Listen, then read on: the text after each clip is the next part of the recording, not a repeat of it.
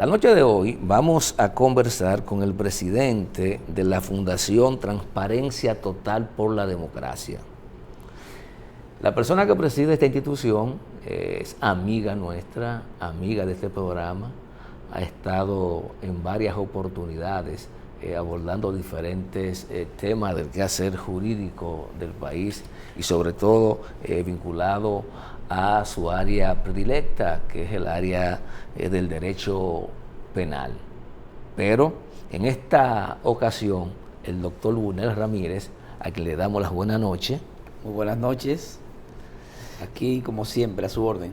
En esta ocasión nos va a hablar de una iniciativa que la institución que dirige tomó e incoó un recurso de inconstitucionalidad sobre el tema de las exoneraciones que reciben los legisladores. Esto posiblemente coincidió con la información que uno de los medios de circulación nacional divulgó sobre un trabajo que hicieron de la cantidad de recursos que han recibido los legisladores en exenciones o en exoneraciones, de la cantidad de recursos que ha perdido el Estado producto de esas exoneraciones, de la cantidad de negocios que han hecho los legisladores con las exoneraciones. Eso que ahí no se tomó en cuenta, todos los recursos que en adición a su salario reciben. Pero eso será objeto de la conversación, aunque lo fundamental es el recurso de inconstitucionalidad. Doctor Bunel Ramírez, ¿en qué consiste este recurso? Bien, como ha establecido la Fundación Transparencia Total por la Democracia, ha elevado una acción directa de inconstitucionalidad ante el Tribunal Constitucional para que decida si la ley 5796, que crea el privilegio de que gozan los legisladores y las legisladoras de la República Dominicana, están conforme al mandato de la Constitución o si por el contrario vamos a seguir permitiendo violaciones al principio de igualdad que establece la Constitución en su artículo 39. Desde ese punto de vista, nosotros hemos llevado esta acción al tribunal para que sea el mismo tribunal que diga si nuestros legisladores están actuando conforme a el mandato que ellos han recibido del soberano, que los hemos mandado a legislar, a representarnos y a fiscalizar las ejecutorias del gobierno, del Estado, con relación al uso de los recursos públicos. La Constitución establece que no puede haber entre las y los dominicanos otra diferencia que la que surja de sus talentos. Pongo el ejemplo de alguien que sea un médico, es el que va a intervenir quirúrgicamente a una persona. Un abogado el que va a defender en un tribunal y un ingeniero sería el que construiría una edificación, una carretera. Un pelotero. Un pelotero va al play a batear. Sí, esa es la diferencia y decimos nosotros una discriminación positiva que permite la Constitución. De otra manera, no se permiten esos privilegios, por supuesto, la discriminación que hacen los legisladores, que se convierten en dominicanos de excepción, que se hacen una ley para exonerarse impuestos de manera ilimitada de vehículos, independientemente de su cilindraje, de su marca, de su valor. Si estamos hablando frente a un adefesio, es una ilegitimidad por donde quiera que se pueda mirar.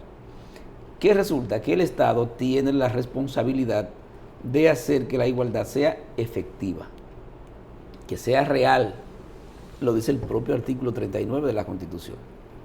Pero hay un elemento que nosotros quisiéramos resaltar, y es que el artículo 146 de la Constitución, y así lo hacemos también constar en la acción, proscribe la corrupción, y servirse de una función pública para sí o para sus allegados, eso es prevaricación. Es prevaricación. Ahora, como están aplicando una ley, tú no puedes someterlo por prevaricación. Mira qué paradoja. Estamos frente a una legalidad y una ilegitimidad al mismo tiempo. Pero si además nos vamos a la ley de lavado, la ley de lavado explica, tipifica como delito precedente la estafa al Estado. Y ahí se está produciendo una estafa al Estado. O sea, cuando venden las exoneraciones. Bueno, cuando te haces una ley para exonerarte y que encima la promueve, la traspasa a otra persona, se está estafando al Estado, se está sirviendo del Estado. Entonces tú tienes la figura de la estafa y la figura de la prevaricación, pero no pueden ser perseguidos penalmente porque es una ley. Por eso hemos ido al Tribunal Constitucional para que anule la ley y anule el privilegio. Porque también están violando sus propias atribuciones. Ellos están para imponer, valga la redundancia, los impuestos y fiscalizar, conforme al artículo 93 de la Constitución. Pero se están llevando de encuentro el principio de funcionamiento del Estado, que está fundamentado, entre otros principios, en la igualdad, artículo 138, en la transparencia. Entonces, no sé si en algún momento los legisladores han reflexionado respecto a qué es lo que realmente están haciendo. Ese insulto, ese privilegio irritante, yo creo que ellos tienen que entrar en reflexión y saber que están yendo en contra de lo más elemental de lo que significa una función pública y sobre todo de representar dignamente a sus pueblos. Fíjate que también esa ley, nos referimos a la 5796, está violando todo el régimen tributario, que también tiene como principio la equidad, la igualdad, la transparencia. Artículo 243 de la Constitución. Y que establece la propia Constitución que dentro de las instituciones, como nos toca a nosotros los ciudadanos, la fiscalización efectivamente de los tributos, de las recaudaciones, le corresponde al Congreso. Entonces, ¿cómo será que ellos cómo puede el Congreso fiscalizar al Ejecutivo o a las demás instituciones públicas, si fuera el caso, y ellos no se regulan, ellos no se fiscalizan? ¿De qué manera, de qué forma contable, diría yo, puede caber que ellos fiscalizan a los otros y ellos no se autofiscalizan?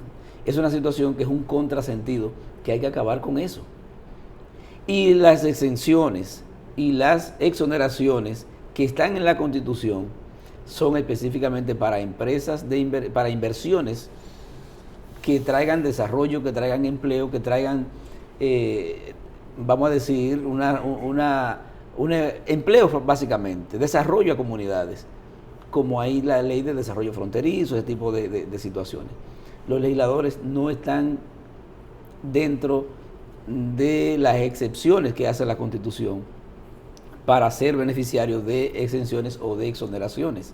Estamos frente a una situación que el llamado es a que la comunidad entienda que nosotros tenemos que abrir los ojos y que si cada legislador puede tener a su antojo el vehículo que quiera, del cilindraje que sea, del año que sea, de la marca que sea, del valor que quiera traerlo, exonerado de impuestos, bueno, que me den uno a mí y a cada ciudadano dominicano que quiera una exoneración que se la den, porque somos iguales. Entonces, si todos ellos y nosotros tenemos la carga de soportar las rentas nacionales, ellos tienen que tributar igual que ellos tienen que beneficiarse igual que yo, o simplemente exonerarnos todos. Entonces, en ese sentido, básicamente, está hecha la acción. Entendemos nosotros que el Tribunal Constitucional no tendrá otro camino que acoger esta acción, declarar inconstitucional esa ley, sacarla, extrañarla del ordenamiento jurídico y que los legisladores busquen otra forma de montarse. Porque fíjate lo irritante de esto, sí, la propia ley prohíbe la venta a terceros. Pero yo vi en televisión, en las redes, un famoso que se burla de eso, que él quiere traer no sé qué marca de carro que cuesta según él 500,000 y pico de dólares, pero dice que eso no, yo doy 30, 35 por esa generación y lo traigo libre de impuestos. Y me sentí como tan burlado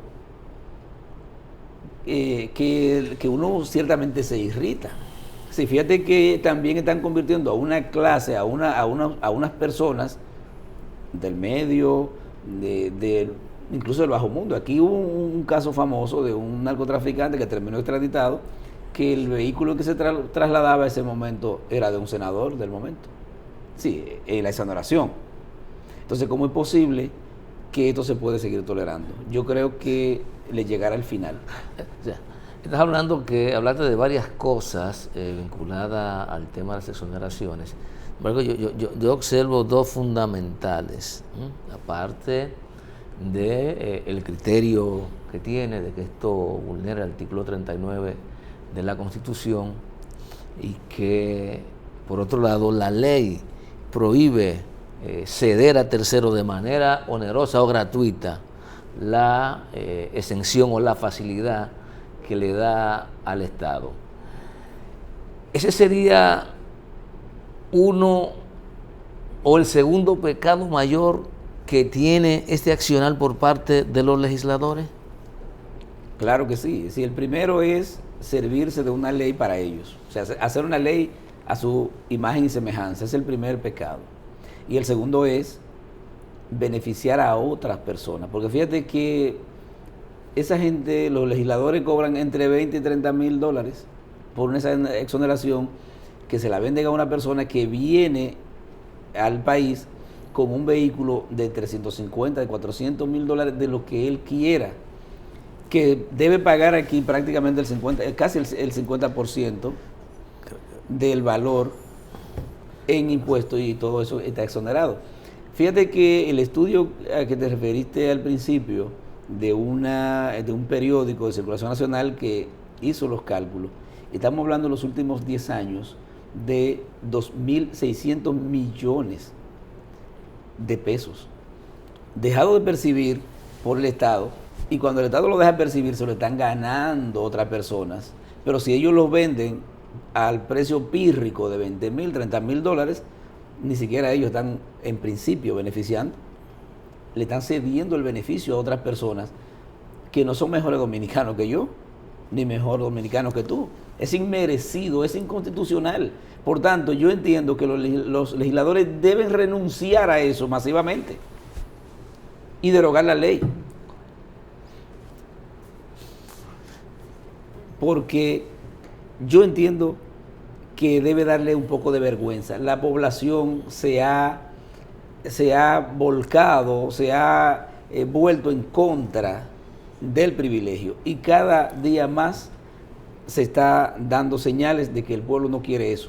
Hoy vimos temprano en el día que el senador de la provincia de Santo Domingo mandó una carta al presidente del Senado estableciendo que él no quiere privilegios. Se lo está reiterando porque la carta es vieja, es de cuando él tomó posesión. Si ya hay un senador que públicamente ha dicho que no está recibiendo ni barrilito, ni ningún otro fondo de compensación, ni exoneraciones. Ese ejemplo hay que seguirlo, hay que emularlo y hay que continuar pidiendo que lo hagan mientras el Tribunal Constitucional se pronuncia o el Congreso deroga la ley. Mientras tanto, creo que hay por lo menos 4 legisladores que están en esa tesitura, si mal no recuerdo. El senador de la provincia Santo Domingo, está los diputados de Alianza País, y creo también que el diputado del Frente Amplio han renunciado, por lo menos públicamente, a esas facilidades. No sé en la práctica qué ha ocurrido, qué informaciones tiene. Bueno, no tengo la información de si en la práctica hacen uso o no de eso. Lo que yo sí entiendo es que deben pasar de simplemente decirlo a unirse y someter un proyecto de ley que derogue esa ley y punto. Si no es simplemente decirlo. El que lo puede decir soy yo, que no tengo función legislativa, que no tengo iniciativa legislativa.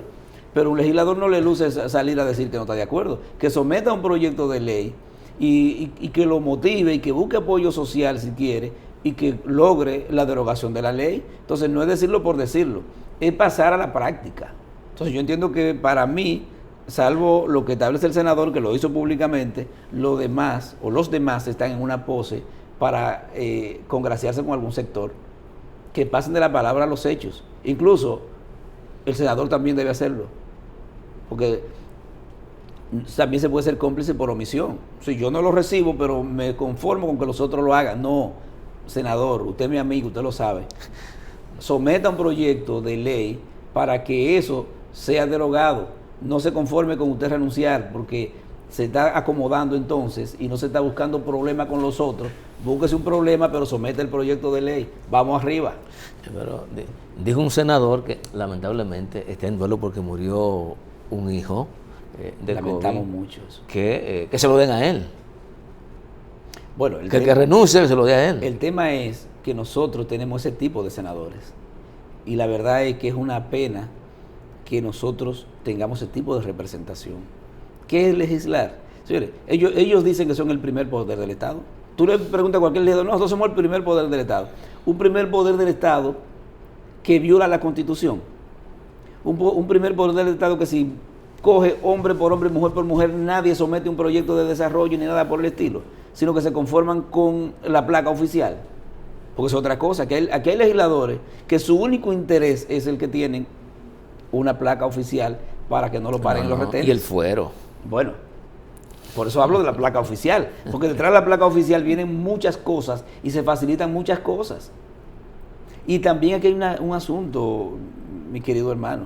Aquí hay que buscar la forma de que el dinero y la política se separen, porque de ahí nace, de esa unión de dinero y política, estamos teniendo los resultados que hemos estado viendo. Aquí el que tiene dinero está llegando a ser legislador. Y yo no soy enemigo del dinero, ojalá yo tuviera dinero. Ahora, ¿algún empresario está invirtiendo su dinero en política?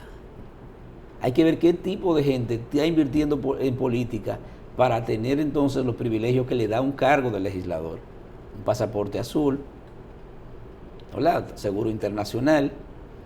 Pero mira, son tan grandes en su mente que modificaron la ley 8701 y se hicieron su propio régimen de seguridad social.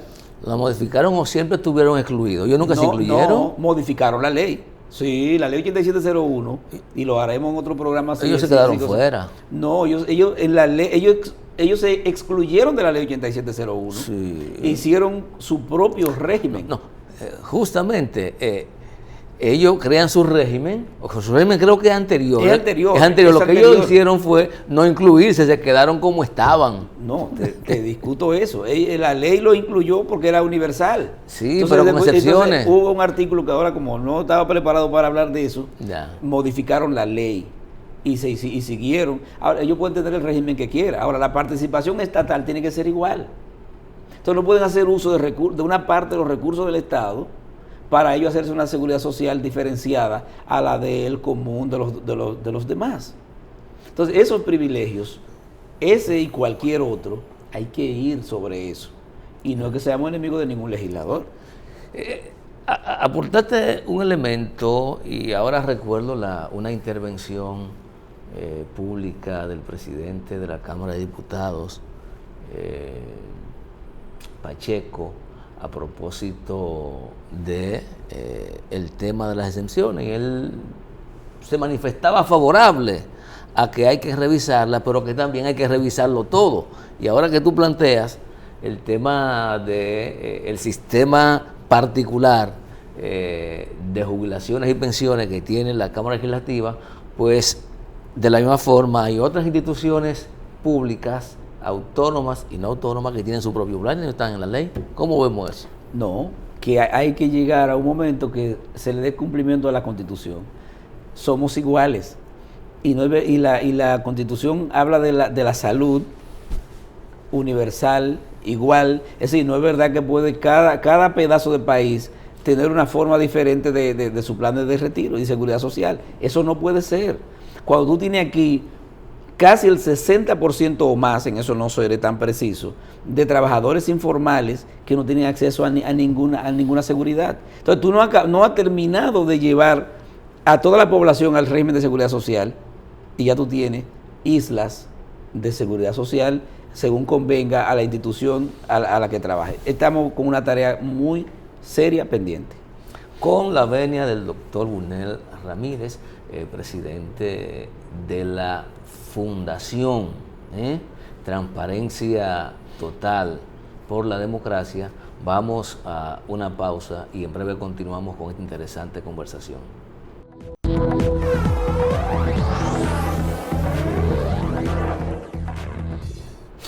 De vuelta con Cerrando la Noche, hablaste hace un momento, Bunel, del papel que juega el dinero en la política.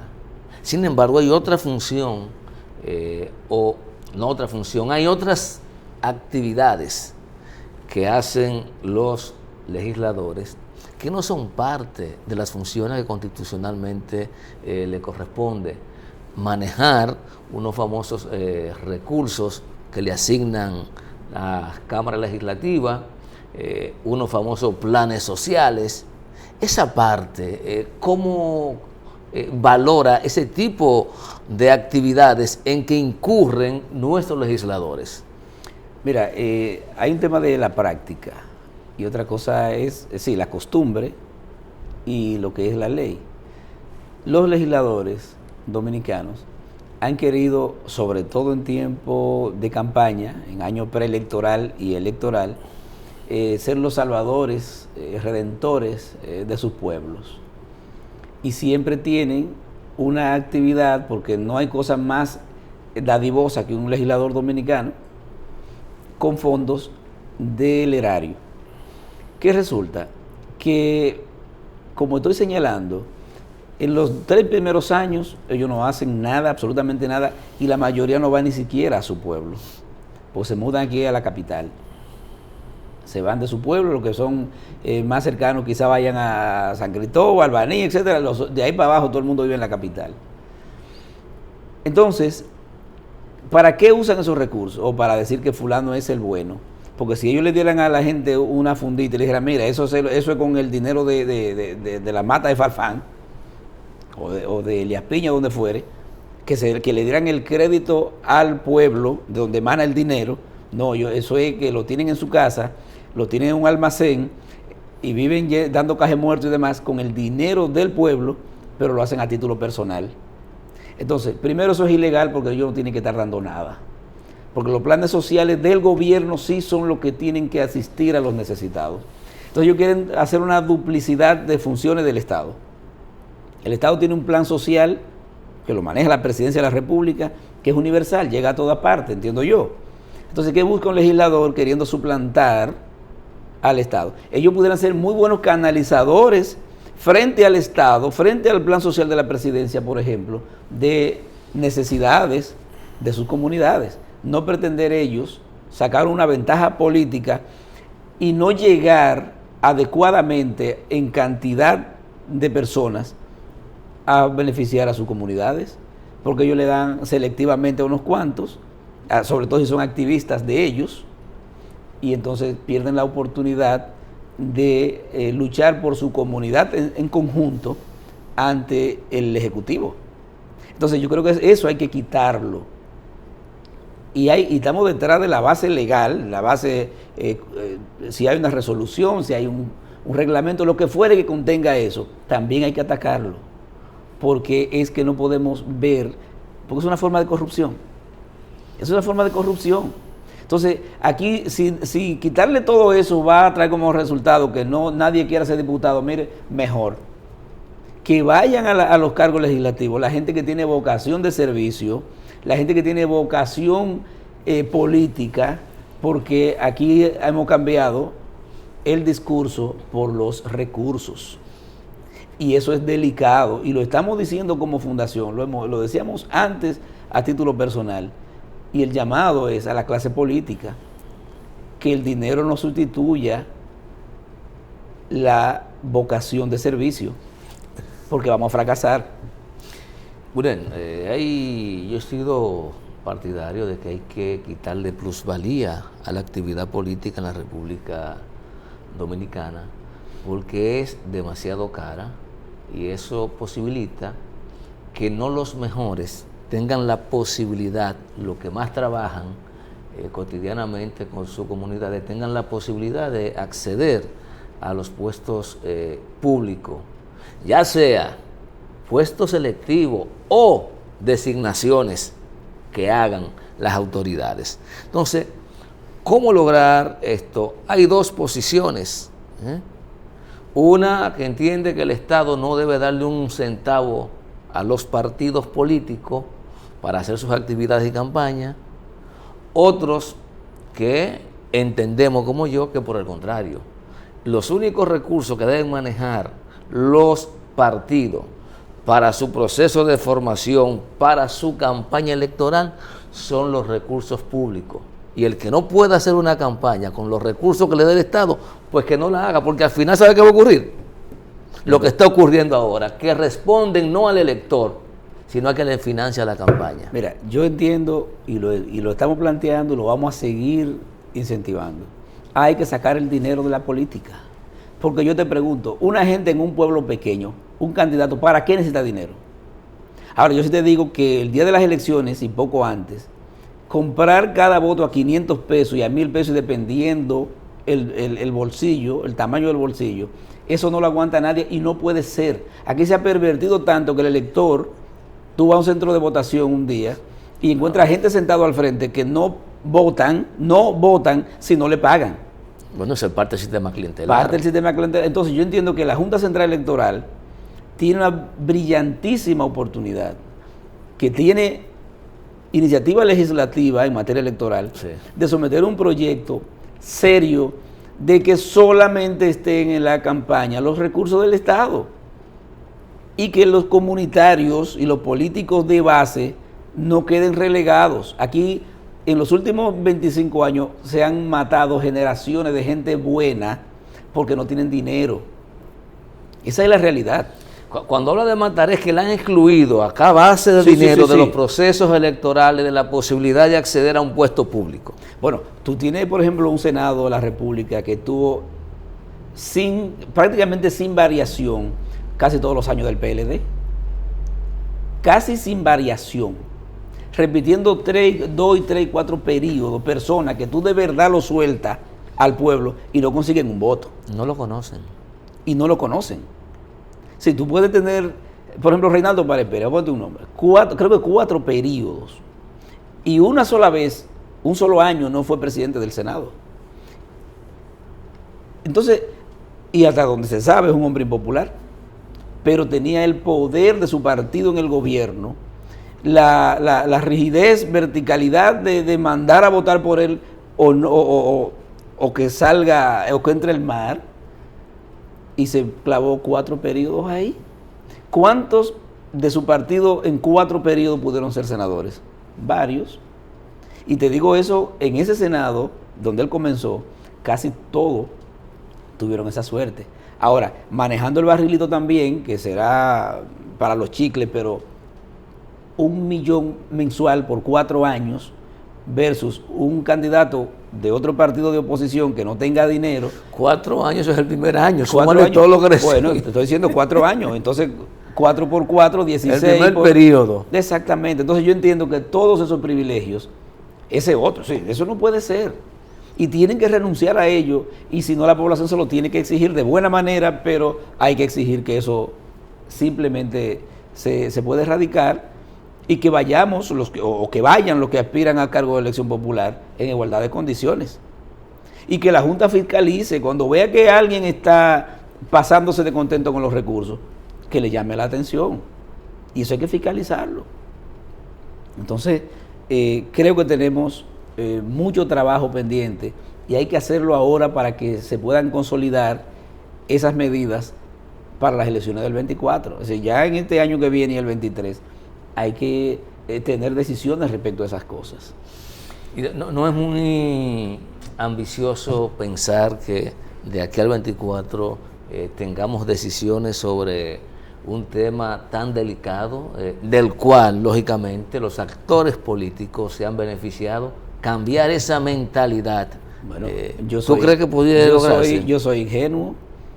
En mi caso, yo voté por el cambio, yo voté por Luis Abinader, por el PRM, Entonces los legisladores del PRM, que son mayoría en el Congreso, y el presidente Luis Abinader y el PRM en su conjunto tienen un compromiso con este país.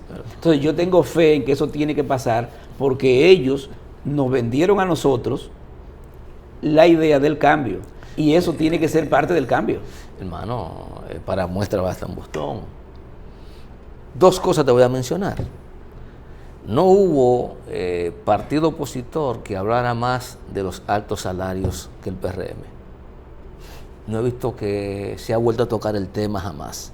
Pero ese partido se comprometió a que sus legisladores no iban a asumir los privilegios que le da el cargo. Y lo que hemos visto en la práctica, entonces el ingenuo no soy yo, no eres tú. Yo soy el ingenuo. Sí, yo quiero seguir pecando de ingenuo y no me voy a cansar. Yo he elegido este discurso, esta bandera, y nosotros como fundación no vamos a descansar bajo ningún concepto.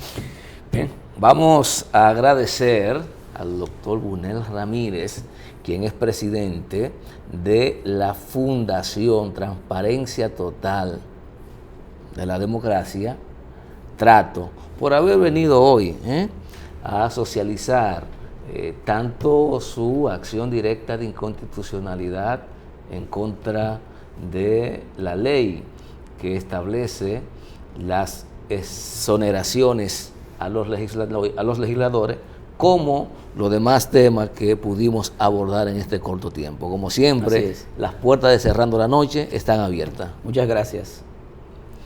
A ustedes, gracias por habernos permitido llegar a sus hogares. Mañana nos reencontramos nuevamente en Cerrando la Noche.